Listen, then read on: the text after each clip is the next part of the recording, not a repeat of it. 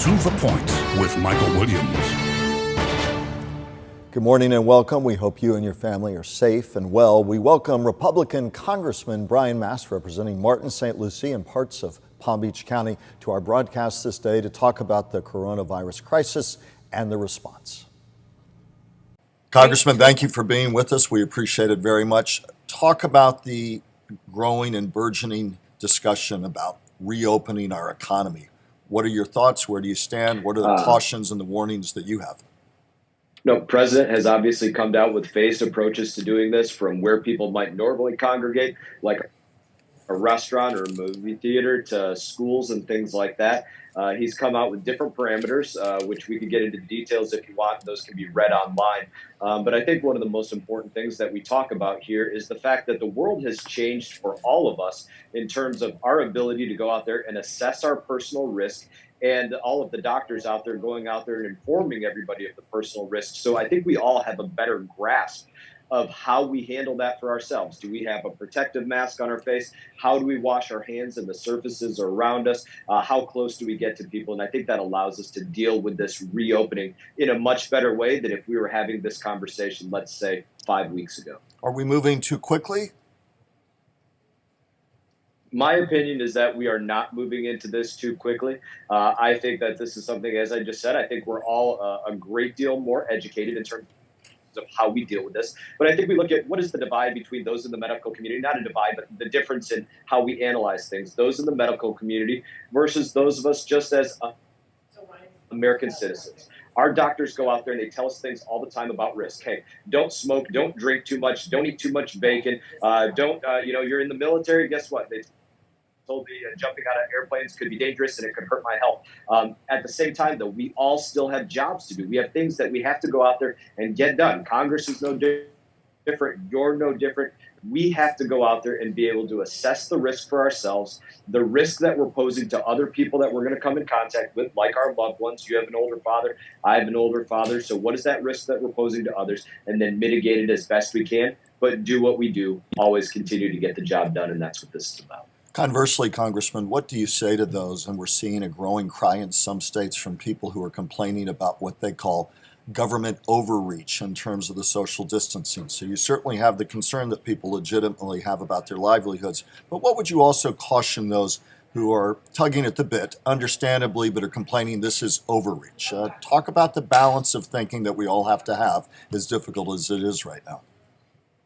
You know, we spoke a couple of weeks ago, and I think maybe one of the things that we spoke about is just what we just talked about. People have to be able to manage their own risk. I think this has been an important lesson, that government will go out there and they'll give us the risks, but we have to go out there and do that for ourselves. Government is not the right tool to do this, especially as Americans who value freedom and liberty above anything else. I was raised in Michigan. I can tell you that I've heard from a lot of folks in Michigan about what's going on there, with the fact that they're saying, well, you can go into a Home Depot, but you're not allowed to buy anything from the paint department or anything from the home and garden section, because you know what, if we're not going to allow landscapers to go to work or painters to go to work, then we can't allow you to go out there and paint a room in your house or plant something into your garden. Here in Florida, I think we see a lot of people saying, you know what, I might want to get out on the water. I want to go utilize one of our boat ramps. I want to go to the beach. There's no better place than where I can get away from other people than on this vast expanse of the ocean or our rivers or our beaches. Why don't you open that up so we can do that? I think it makes perfect sense. And again, I think as Americans, we want to be able to gauge our own risk and then act accordingly as part of being an American. But to encourage continual sensible social distancing, especially for our more vulnerable populations. I know it's something you've talked about.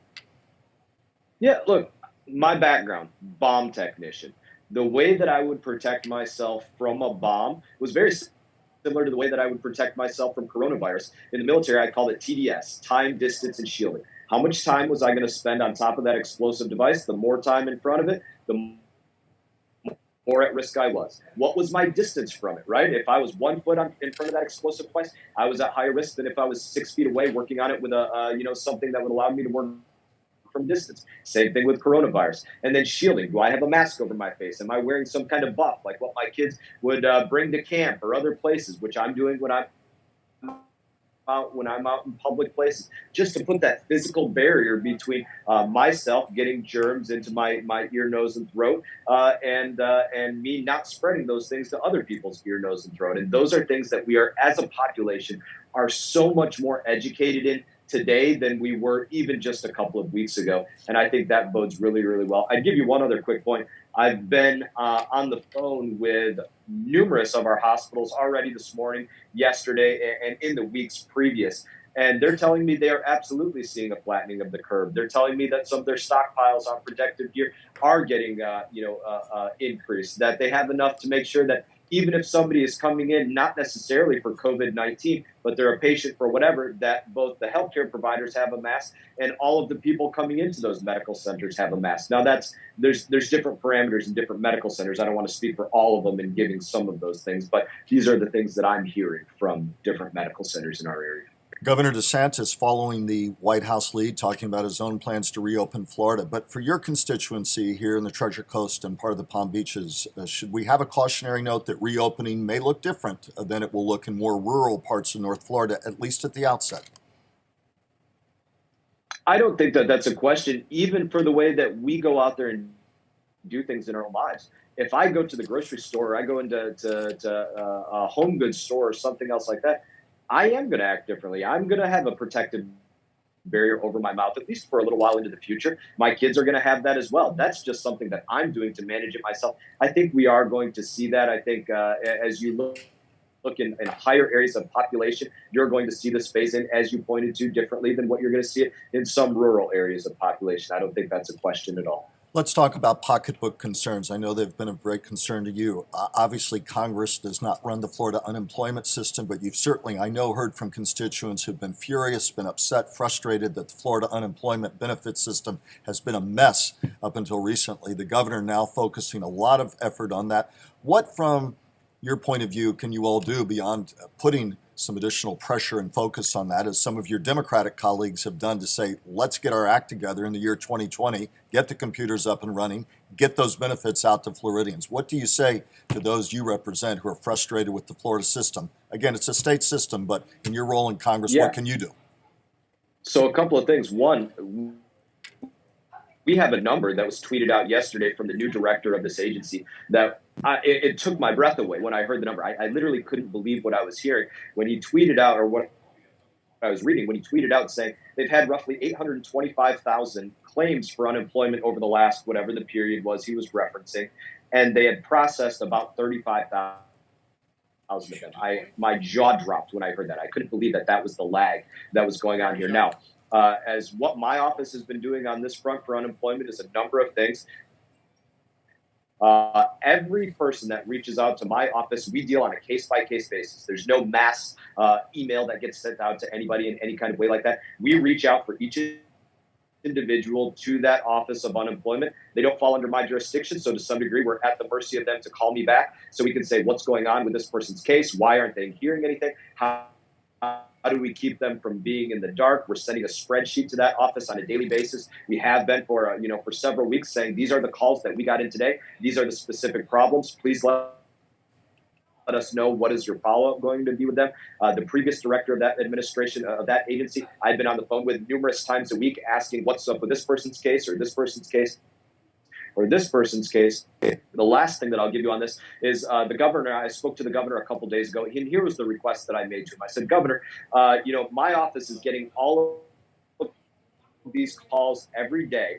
You are a member of Congress. You know what our staff is like, that we're used to dealing with people's personal information. But all I can do is direct somebody really to some other phone number where they might have to wait on hold for another 45 minutes. Why don't you allow my staff, give my staff training, or give my staff the authorization that here's a login code so that we can go on to that unemployment website, and if we need to, input somebody's unemployment information because they weren't able to log on, or get into the system and say, nope, this is where it says your claim is going on right now. This is the place that you were at. You could expect this in the next couple of days. The governor was very receptive to that. It's something that we're literally working on as we speak. Yesterday, my staff was getting trained up on about 120 pages of material to deal with these kind of cases. And now we're working on saying, all right, get us the logins so that when somebody calls Brian Mast's office with an unemployment issue, to, my staff, instead of having to refer them to somebody else, can just log into the system and get them a direct answer as though we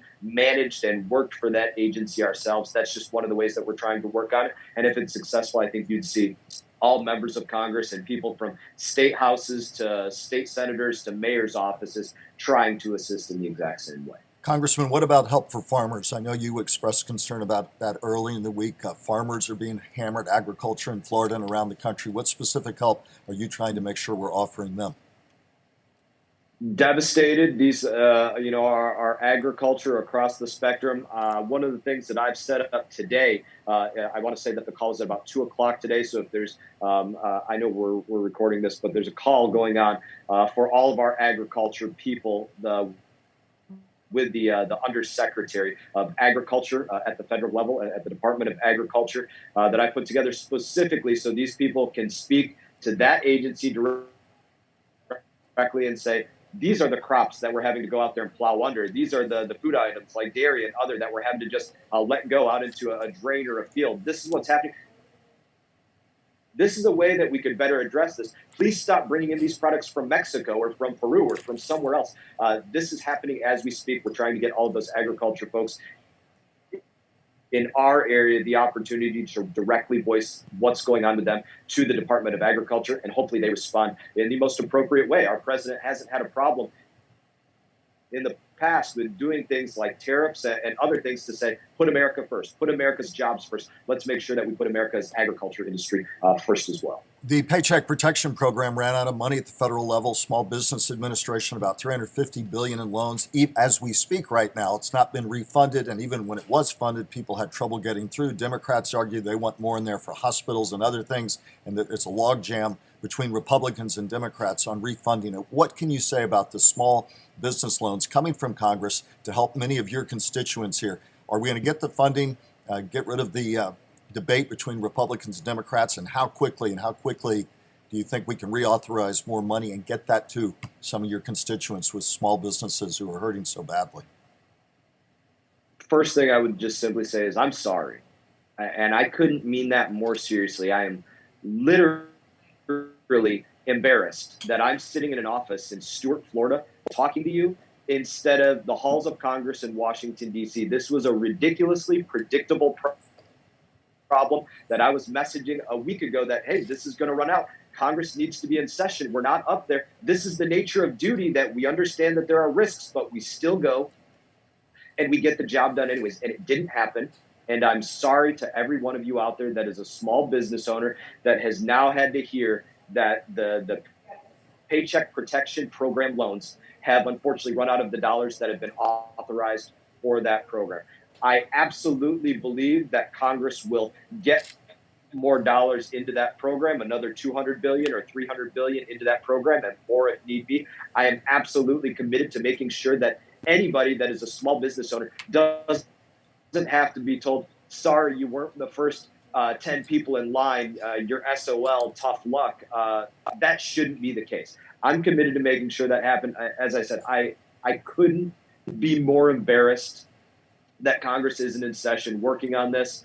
I wish that I could make Speaker Pelosi bring us back. She has said she doesn't plan to bring us back until May 4. I think it's ridiculous. It goes against every fiber of my being as a soldier that's willing to go out there and undertake risks to get the job done no matter what. It turns our back against our first responders, our healthcare workers, nurses, doctors, our law enforcement, everybody out there that's out there doing their job anyways, even though they're at risk. This is Congress saying, sorry, we think the risk is too great for the political class of people to go out there and do their job like you're doing your job. I think it's ridiculous. Again, all I can say is I'm sorry that that's the case, and I hope that Congress does better. Congress, we have about 30 seconds left. Your final message to people who are sitting there saying what the world looked like and what it's going to look like for my family, for my job, for my health, for my life.